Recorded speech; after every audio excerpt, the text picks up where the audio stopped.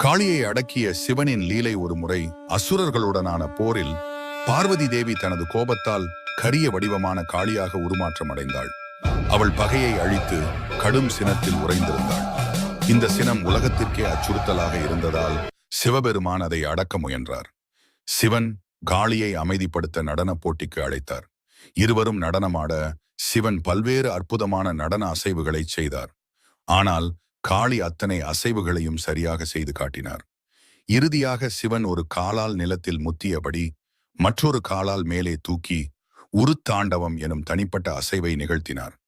இந்த அசைவை காளி செய்ய முடியவில்லை, ஏனெனில் அது ஒரு பெண்ணுக்கான ஒழுங்குக்கு மாறானது என்று எண்ணினான். இதனால் சிவன் வெற்றி பெற்றார். காளியின் கோபம் தணிந்து அமைதியானாள். பின்னர் சிவபெருமான் காளியிடம் பராசக்தியாக இருந்து பக்தர்களுக்கு அருள் வழங்க வேண்டும் என்று ஆசீர்வாதம் செய்தார்.